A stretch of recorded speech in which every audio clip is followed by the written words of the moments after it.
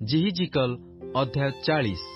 ଆମ୍ଭମାନଙ୍କ ନିର୍ବାସନର 25 ବର୍ଷରେ, ବର୍ଷର ଆରମ୍ଭରେ, ମାସର 10ମ ଦିନରେ, ଅର୍ଥାତ୍ ନଗର ନିପାତିତ ହେଲା ଉତ୍ତାରେ, 14 ବର୍ଷର ଉକ୍ତ ଦିବସରେ ସଦାପ୍ରଭୁଙ୍କର ହସ୍ତ ମୋ ଉପରେ ଅଧିଷ୍ଠିତ ଥିଲା ଓ ସେ ମୋତେ ସେ ସ୍ଥାନରେ ଉପସ୍ଥିତ କରାଇଲେ। ଈଶ୍ୱରୀୟ ଦର୍ଶନ ଯୋଗେ ସେ ମୋତେ ଇସ୍ରାଏଲ ଦେଶକୁ ଆଣି ଅତି ଉଚ୍ଚ ଏକ ପର୍ବତରେ ବସାଇଲେ। ତହିଁ ଉପରେ ଦକ୍ଷିଣ ଦିଗରେ ଗୋଟିଏ ନଗର ତୁଲ୍ୟ ଆକୃତି ଥିଲା। ସେ ମୋତେ ସେ ସ୍ଥାନକୁ ନେଇଗଲେ। ଆଉ ଦେଖ, ସେଠାରେ ଏକ ପୁରୁଷ ଥିଲେ, ପିତ୍ତଳର ଆଭାତୁଲ୍ୟ ତାଙ୍କର ଆଭା, ତାଙ୍କ ହସ୍ତରେ ଛଣପଟର ଏକ ରଜୁ ଓ ପରିମାପକ ଏକ ନଳ ଥିଲା ଓ ସେ ଦ୍ୱାରରେ ଠିଆ ହୋଇଥିଲେ। ଏଥିରେ ସେ ପୁରୁଷ ମୋତେ କହିଲେ, ହେ ମନୁଷ୍ୟ ସନ୍ତାନ, ଆମ୍ଭେ ତୁମ୍ଭକୁ ଯାହା ଯାହା ଦେଖାଇବା, ସେ ସବୁ ତୁମ୍ଭେ ଆପଣା ଚକ୍ଷୁରେ ଦେଖ ଓ ଆପଣା କର୍ଣ୍ଣରେ ଶୁଣ ଓ ତହିଁରେ ମନୋନିବେଶ କର, କାରଣ ଆମ୍ଭେ ଯେପରି ସେସବୁ ତୁମ୍ଭକୁ ଦେଖାଉ, ଏ ଅଭିପ୍ରାୟରେ ତୁମ୍ଭେ ଏଠାକୁ ଆନିତ ହୋଇଅଛ। ତୁମ୍ଭେ ଯାହା ଯାହା ଦେଖିବ, ତାହା ସବୁ ଇସ୍ରାଏଲ ବଂଶକୁ ଜ୍ଞାତ କରାଅ। ଆଉ ଦେଖ, ଗୃହର ବାହାରେ ଚତୁର୍ଦିଗରେ ଏକ ପ୍ରାଚୀର ଥିଲା ଓ ସେହି ପୁରୁଷଙ୍କ ହସ୍ତରେ ଏକ ପରିମାପକ ନଳ ଥିଲା। ତାହା 6 ହାତ ଦୀର୍ଘ, ପ୍ରତ୍ୟେକ ହାତ 1 ହାତ 4 ଆଙ୍ଗୁଳି ପରିମିତ। ତହିଁରେ ସେ ଗୃହର ସ୍ଥୂଳତା 1 ନଳ ଓ ଉଚ୍ଚତା 1 ନଳ ମାପିଲେ। ଏ ଉତ୍ତାରେ ସେ ପୂର୍ବାଭିମୁଖ ଦ୍ୱାରକୁ ଆସି ତହିଁର ପାବଛ ଦେଇ ଉପରକୁ ଉଠିଲେ। ଆଉ ଦ୍ୱାରର ସମ୍ମୁଖ ସ୍ଥାନର ପ୍ରସ୍ଥ 1 ନଳ ଓ ଅନ୍ୟ ସମ୍ମୁଖ ସ୍ଥାନର ପ୍ରସ୍ଥ 1 ନଳ ମାପିଲେ। ପୁଣି ପ୍ରତ୍ୟେକ କ୍ଷୁଦ୍ର କୋଠରୀ 1 ନଳ ଦୀର୍ଘ ଓ 1 ନଳ ପ୍ରସ୍ଥ ଥିଲା। ଆଉ ପ୍ରତ୍ୟେକ କ୍ଷୁଦ୍ର କୋଠରୀର ମଧ୍ୟରେ 5 ହାତ ଛଡ଼ା ଥିଲା ଓ ଗୃହାଭିମୁଖ ଦ୍ୱାରର ବରଣ୍ଡା ନିକଟସ୍ଥ ଦ୍ୱାରର ସମ୍ମୁଖ ସ୍ଥାନ 1 ନଳ ଥିଲା।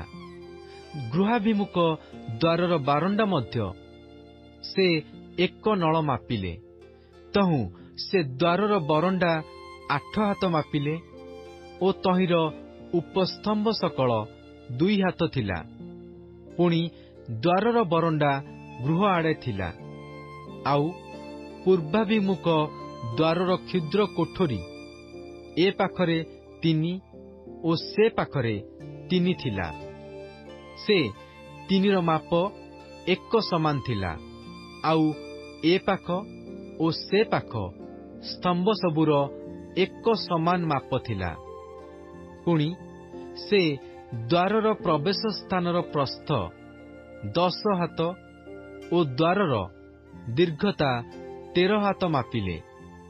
ଆଉ କ୍ଷୁଦ୍ର କୋଠରୀ ସକଳର ସମ୍ମୁଖରେ ଏ ପାଖରେ 1 ହାତ, ସେ ପାଖରେ 1 ହାତ ପ୍ରାନ୍ତ ଥିଲା ଓ ପ୍ରତ୍ୟେକ କ୍ଷୁଦ୍ର କୋଠରୀ ଏକ ପାଖରେ 6 ହାତ ଓ ଅନ୍ୟ ପାଖରେ 6 ହାତ ଥିଲା। ପୁଣି ସେ ଏକ କ୍ଷୁଦ୍ର କୋଠରୀର ଛାତଠାରୁ ଅନ୍ୟ କ୍ଷୁଦ୍ର କୋଠରୀର ଛାତ ପର୍ଯ୍ୟନ୍ତ ଦ୍ୱାରର ପ୍ରସ୍ଥ 25 ହାତ ମାପିଲେ। ଦ୍ୱାର ସମ୍ମୁଖରେ ଦ୍ୱାର ଥିଲା।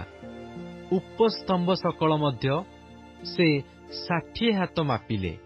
ପୁଣି ପ୍ରାଙ୍ଗଣ ଉପସ୍ତମ୍ଭ ପର୍ଯ୍ୟନ୍ତ ଗଲା। ଚାରିଆଡ଼େ ଦ୍ୱାର ଥିଲା। ପୁଣି ପ୍ରବେଶାର୍ଥକ ଦ୍ୱାରର ଅଗ୍ରଭାଗରୁ ଅନ୍ତରସ୍ଥ ବରଣ୍ଡାର ଅଗ୍ରଭାଗ ପର୍ଯ୍ୟନ୍ତ 50 ହାତ ଥିଲା। ପୁଣି ଦ୍ୱାର ଭିତରେ ଚାରିଆଡ଼େ କ୍ଷୁଦ୍ର କୋଠରୀ ଓ ଉପସ୍ତମ୍ଭ ସକଳର ବନ୍ଦ ଜଳା କବାଟି ଥିଲା ଓ ମଣ୍ଡପ ସକଳରେ ମଧ୍ୟ ତଦ୍ରୂପ ଥିଲା। ଆଉ ଜଳା କବାଟି ସବୁ ଭିତରେ ଚାରିଆଡ଼େ ଥିଲା ଓ ପ୍ରତ୍ୟେକ ଉପସ୍ତମ୍ଭ ଉପରେ ଖର୍ଜୁର ବୃକ୍ଷର ଆକୃତି ଥିଲା। ତହୁଁ ସେ ମୋତେ ବାହାର ପ୍ରାଙ୍ଗଣକୁ ଆଣିଲେ।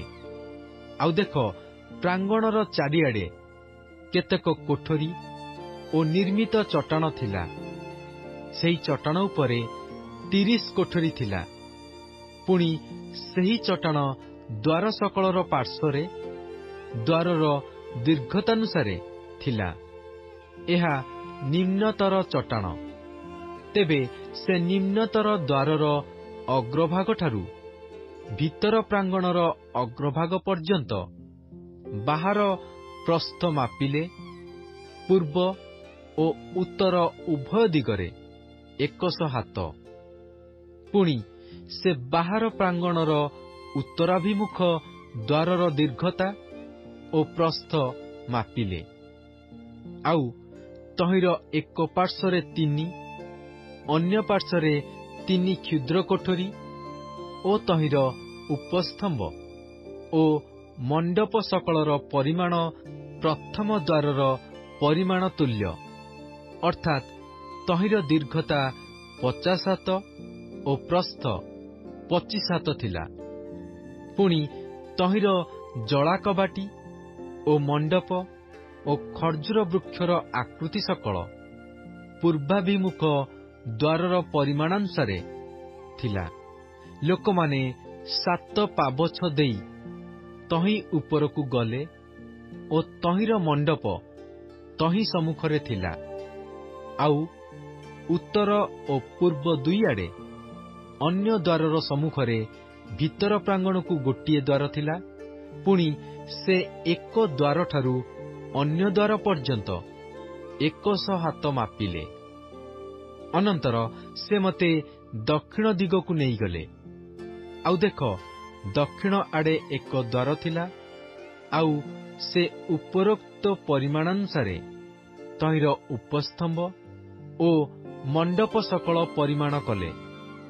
ପୁଣି ତହିଁରେ ଓ ତହିଁର ମଣ୍ଡପ ସକଳର ଚାରିଆଡ଼େ ପୂର୍ବୋକ୍ତ ଜଳା କବାଟି ପରି ଜଳା କବାଟି ଥିଲା। ଦୀର୍ଘତା 50 ହାତ ଓ ପ୍ରସ୍ଥ 25 ହାତ ଥିଲା। ତହିଁ ଉପରକୁ ଯିବା ପାଇଁ 7ଟି ପାବଛ ଥିଲା ଓ ତହିଁର ମଣ୍ଡପ ତହିଁ ସମ୍ମୁଖରେ ଥିଲା। ପୁଣି ତହିଁର ଉପସ୍ତମ୍ଭ ସକଳର ଏ ପାଖରେ ସେ ପାଖରେ ଏକ ଏକ ଖର୍ଜୁର ବୃକ୍ଷର ଆକୃତି ଥିଲା। ଆଉ ଦକ୍ଷିଣ ଆଡ଼େ ଭିତର ପ୍ରାଙ୍ଗଣକୁ ଏକ ଦ୍ୱାର ଥିଲା। ତହୁଁ ସେ ଦକ୍ଷିଣ ଆଡ଼ର ଏକ ଦ୍ୱାରଠାରୁ ଅନ୍ୟ ଦ୍ୱାର ପର୍ଯ୍ୟନ୍ତ 100 ହାତ ମାପିଲେ। ଏ ଉତ୍ତାରେ ସେ ମୋତେ ଦକ୍ଷିଣ ଦ୍ୱାର ଦେଇ ଭିତର ପ୍ରାଙ୍ଗଣକୁ ଆଣିଲେ ଓ ସେ ପୂର୍ବୋକ୍ତ ପରିମାଣାନୁସାରେ ଦକ୍ଷିଣ ଦ୍ୱାର ମାପିଲେ। ଆଉ ତହିଁର କ୍ଷୁଦ୍ର କୋଠରୀ ଓ ଉପସ୍ତମ୍ଭ ଓ ମଣ୍ଡପ ସକଳ ସେହି ପରିମାଣାନୁସାରେ ମାପିଲେ। ଆଉ ତହିଁରେ ଓ ତହିଁର ମଣ୍ଡପରେ ଚାରିଆଡ଼େ ଜଳା କବାଟି ଥିଲା। ତାହା 50 ହାତ ଦୀର୍ଘ ଓ 25 ହାତ ପ୍ରସ୍ଥ ଥିଲା। ପୁଣି ତହିଁର ଚାରିଆଡ଼େ 25 ହାତ ଦୀର୍ଘ ଓ 5 ହାତ ପ୍ରସ୍ଥ ମଣ୍ଡପ ଥିଲା। ଆଉ ତହିଁର ମଣ୍ଡପ ସକଳ ବାହାର ପ୍ରାଙ୍ଗଣର ଅଭିମୁଖରେ ଥିଲା ଓ ତହିଁର ଉପସ୍ତମ୍ଭ ସକଳର ଉପରେ ଖର୍ଜୁର ବୃକ୍ଷର ଆକୃତି ଥିଲା। ଆଉ ତହିଁ ଉପରକୁ ଯିବା ପାଇଁ 8ଟି ପାବଛ ଥିଲା। ଅନନ୍ତର ସେ ମୋତେ ପୂର୍ବ ଦିଗର ଭିତର ପ୍ରାଙ୍ଗଣ ମଧ୍ୟକୁ ଆଣିଲେ ଓ ସେ ପୂର୍ବୋକ୍ତ ପରିମାଣ ଅନୁସାରେ ଦ୍ୱାର ମାପିଲେ।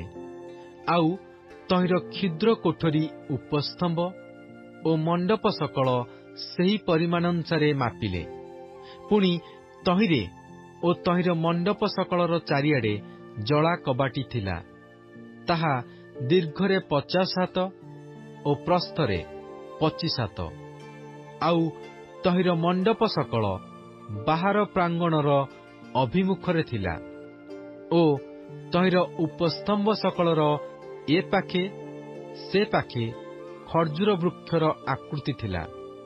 ପୁଣି ତହିଁ ଉପରକୁ ଯିବା ପାଇଁ 8 ଗୋଟି ପାବଚ ଥିଲା। ତହୁଁ ସେ ମୋତେ ଉତ୍ତର ଦ୍ୱାରକୁ ଆଣିଲେ ଓ ସେ ପୂର୍ବୋକ୍ତ ପରିମାଣାନୁସାରେ ତାହା ମାପିଲେ। ତହିଁର କ୍ଷୁଦ୍ର କୋଠରୀ, ଉପସ୍ତମ୍ଭ ଓ ମଣ୍ଡପ ସକଳ ମାପିଲେ। ଆଉ ତହିଁରେ ଚାରିଆଡ଼େ ଜଳା କବାଟି ଥିଲା। ତାହା ଦୀର୍ଘରେ 50 ହାତ ଓ ପ୍ରସ୍ଥରେ 25 ହାତ। ପୁଣି ତହିଁର ଉପସ୍ତମ୍ଭ ସକଳ ତାହାର ପ୍ରାଙ୍ଗଣର ଅଭିମୁଖରେ ଥିଲା।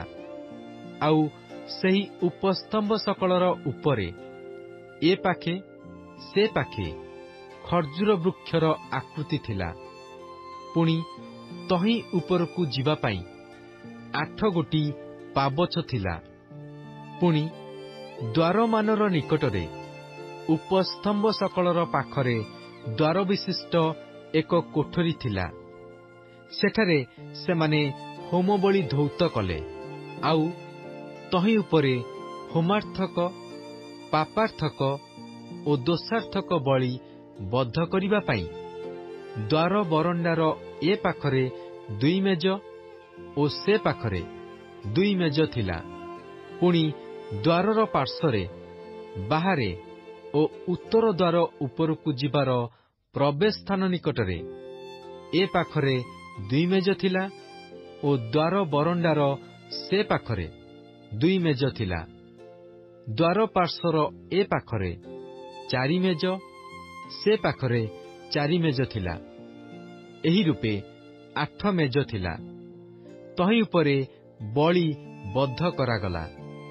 ଆଉ ହୋମବଳି ନିମନ୍ତେ କଟା ପ୍ରସ୍ତରର 4 ମେଜ ଥିଲା। ତହିଁର ଦୀର୍ଘତା 1.5 ହାତ ଓ ପ୍ରସ୍ଥ 1.5 ହାତ ଓ ଉଚ୍ଚ 1 ହାତ। ତହିଁ ଉପରେ ହୋମ ଓ ପ୍ରାୟଶ୍ଚିତାର୍ଥକ ବଳି ବଦ୍ଧ କରିବାର ଅସ୍ତ୍ର ରଖାଗଲା। ପୁଣି 4 ଅଙ୍ଗୁଳି ଦୀର୍ଘ ଆଙ୍କୁଡ଼ିମାନ ଭିତର ଚାରିଆଡ଼େ ଲଗା ହୋଇଥିଲା। ଆଉ ମେଜମାନର ଉପରେ ଉପହାରାର୍ଥକ ମାଂସ ରଖାଗଲା। ଆଉ ଭିତର ଦ୍ୱାରର ବାହାରେ ଭିତର ପ୍ରାଙ୍ଗଣରେ ଗାୟକମାନଙ୍କ ପାଇଁ କୋଠରୀ ଥିଲା। ସେ ସବୁ ଉତ୍ତର ଦ୍ୱାରର ପାର୍ଶ୍ୱସ୍ଥିତ ଓ ସେ ସବୁର ମୁଖ ଦକ୍ଷିଣ ଆଡ଼େ ଥିଲା। ପୂର୍ବ ଦ୍ୱାରର ପାର୍ଶ୍ୱସ୍ଥିତ ଗୋଟିଏ କୋଠରୀର ମୁଖ ଉତ୍ତର ଆଡ଼େ ଥିଲା। ପୁଣି ସେ ମୋତେ କହିଲେ, ଏହି ଦକ୍ଷିଣାଭିମୁଖ କୋଠରୀ ଗୃହର ରକ୍ଷଣୀୟ ରକ୍ଷାକାରୀ ଯାଜକମାନଙ୍କ ପାଇଁ ଅଛି। ଆଉ ଯେଉଁ କୋଠରୀର ମୁଖ ଉତ୍ତର ଆଡ଼େ ଅଛି, ତାହା ଯଜ୍ଞବେଦୀର ରକ୍ଷଣୀୟ ରକ୍ଷାକାରୀ ଯାଜକମାନଙ୍କ ପାଇଁ ଅଛି। ଏମାନେ ସାଦୋକର ସନ୍ତାନ, ଲେବୀର ସନ୍ତାନଗଣ ମଧ୍ୟରୁ ଏମାନେ ସଦାପ୍ରଭୁଙ୍କର ପରିଚର୍ଯ୍ୟା କରିବା ପାଇଁ ତାହାଙ୍କ ନିକଟରୁ ଆସନ୍ତି। ଏ ଉତ୍ତାରେ ସେ ପ୍ରାଙ୍ଗଣ ମାପିଲେ।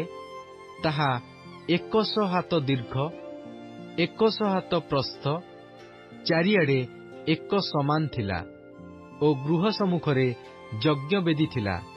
ତେବେ ସେ ମୋତେ ଗୃହର ବାରଣ୍ଡାକୁ ଆଣି ବରଣ୍ଡାରେ ସ୍ଥିତ ପ୍ରତ୍ୟେକ ଉପସ୍ତମ୍ଭ ମାପିଲେ। ସେ ପ୍ରତ୍ୟେକ ଏପାଖେ 5 ହାତ, ସେପାଖେ 5 ହାତ। ପୁଣି ଦ୍ୱାରର ପ୍ରସ୍ଥ ଏପାଖେ 3 ହାତ, ସେପାଖେ 3 ହାତ ଥିଲା। ବରଣ୍ଡାର ଦୀର୍ଘ 20 ହାତ ଓ ତହିଁର ପ୍ରସ୍ଥ 11 ହାତ ଓ ପାବଛ ଦେଇ ଲୋକମାନେ ଉପରକୁ ଗଲେ। ଆଉ ଉପସ୍ତମ୍ଭମାନଙ୍କ ନିକଟରେ ଏ ପାଖେ 1 ଓ ସେ ପାଖେ 1 ସ୍ତମ୍ଭ ଥିଲା।